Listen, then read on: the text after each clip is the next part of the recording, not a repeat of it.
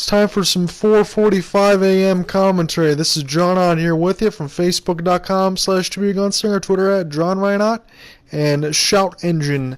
Sports Day in the D.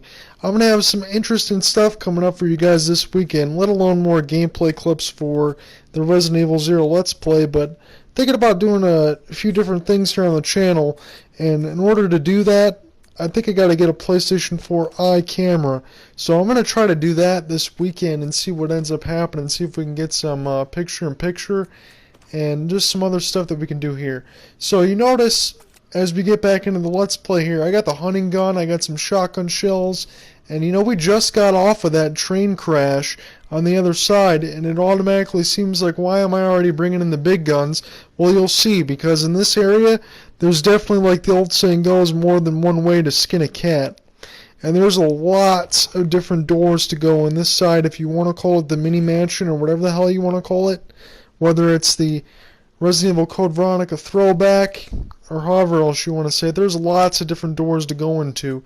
So what I'm going to try to do is just keep this a straight gameplay clip in order to keep everything as smooth as possible to get the videos out, and try to show you the best route to start with in terms of getting in this area. So immediately after you pick up the crank handle, here come the crows. So get the hell out of there.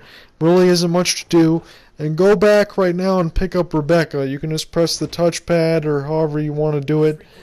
Bring her back here with you.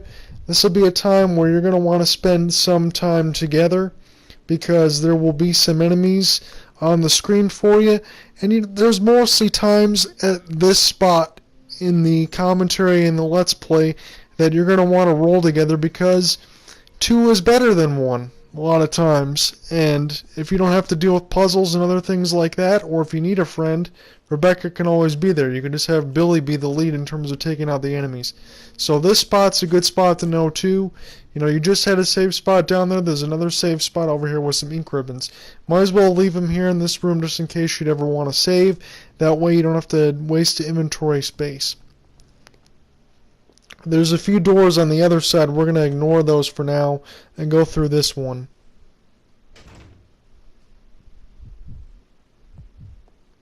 Got Billy taking the lead here. There's a couple of zombies. Rebecca will help you take these out.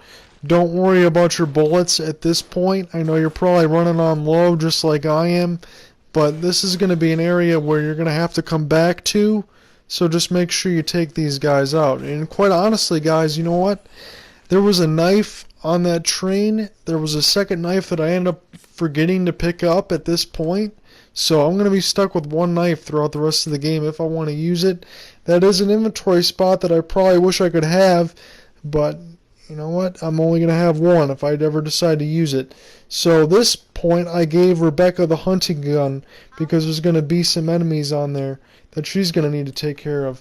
And obviously, as you see through this gameplay, you know, I always try to mention, as I go the wrong way there, it's easy to go the wrong way, there's ink ribbons over there too, that I want to try to save as much ammo as possible, but there's enemies here that, quite frankly, need to be killed, because they will do a lot of damage to you very quickly, and they're going to be areas that you're going to go back through a couple of times at least. So it makes sense to take them out. So correctly orient yourself and use the crank handle, and then switch to Rebecca to bring you back up into the next part of the area. I have the hunting gun with her for a reason, and you're going to see pretty quickly why.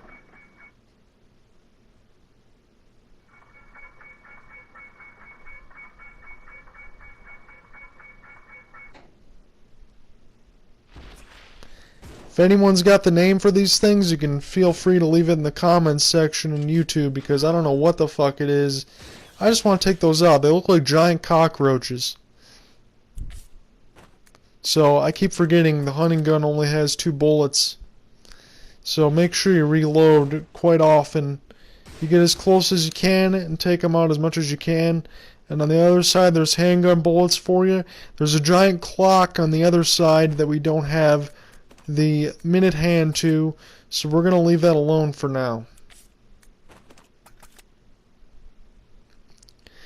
In this next part here, after you go through the door, might be a tad cheap, But you know what? With a lot of these games that like to be cheap and give damage pretty quickly, it's okay by my book.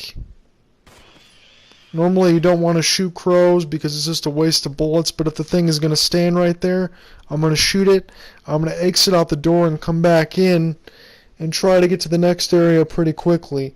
On that side too, in the garden, if you want to call it that or whatever, there is a green herb and a red herb. We're going to ignore those for right now, just because I want to get to the next area, and just because I want to keep the much item space as possible at this point.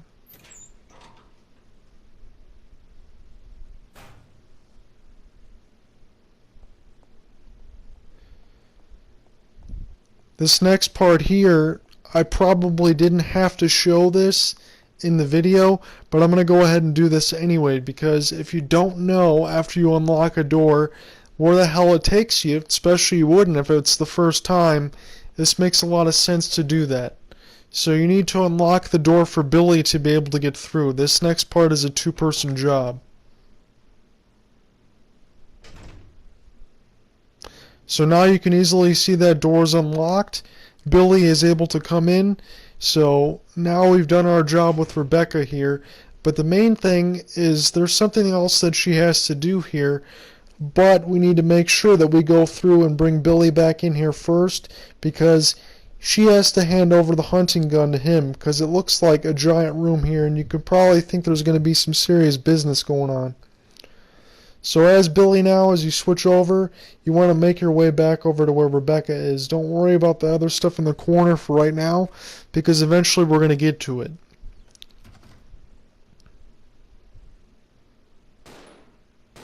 There's a single zombie here. You could probably stab it or take it out.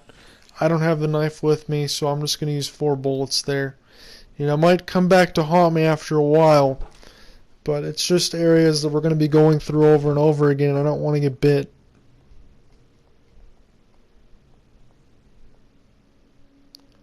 I kind of think of this room with the double doors that we just went through as another part of a safe room, so when you need to drop items off there, that might not be a bad idea too.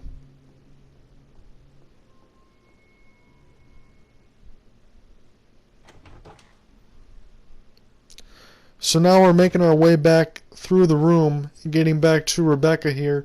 And like I had mentioned, it's going to be important to hand over the hunting gun and the other items that you may want to give right now. Just a big hint, because this is a humongous room, so obviously something's going to be going down. So take care of whatever you got to take care of here, and don't forget to transfer the hunting gun to Billy and a few bullets, because 2 is just not enough. Anything else, you can just move over any healing items or any extraneous items here, and you'll be good to go.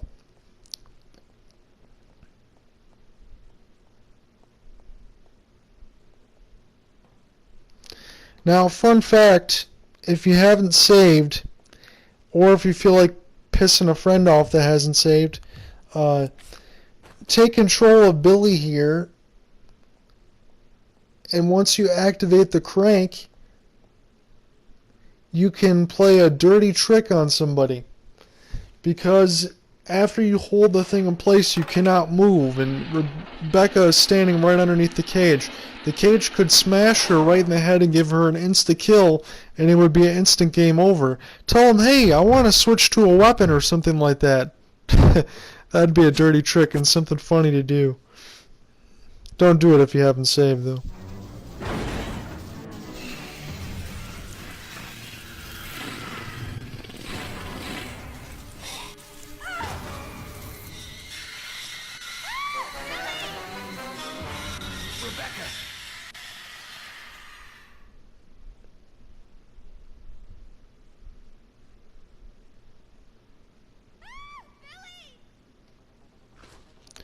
So this is indeed why you gave Billy the hunting gun.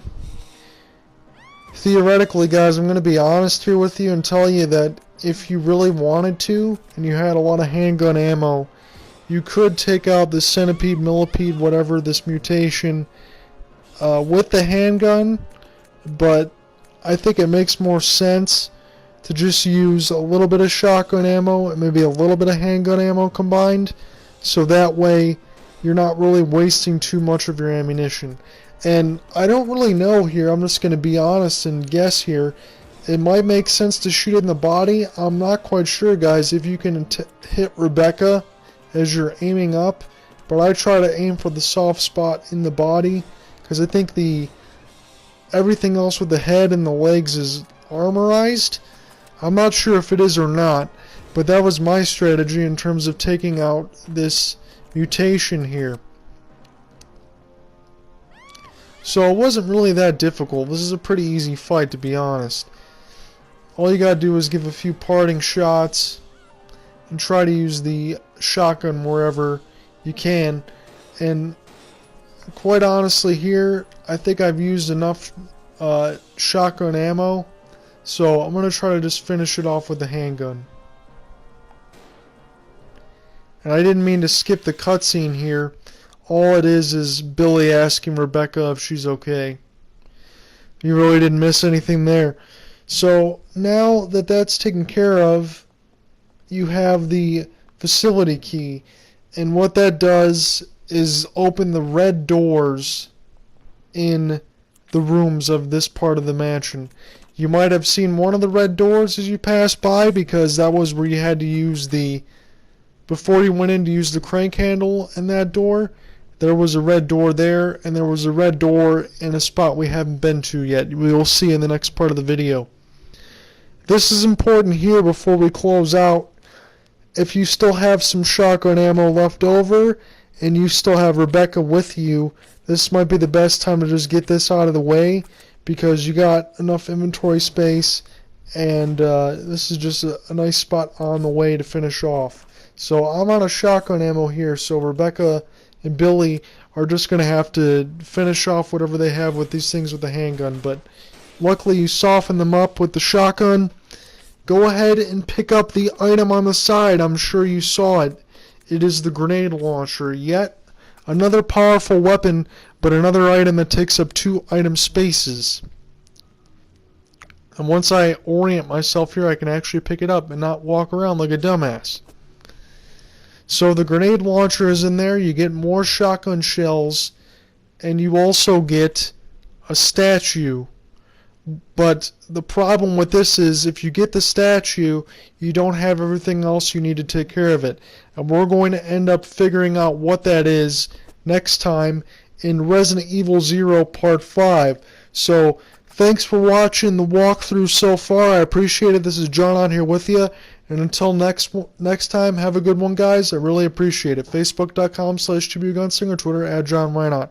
Have a good one, everybody.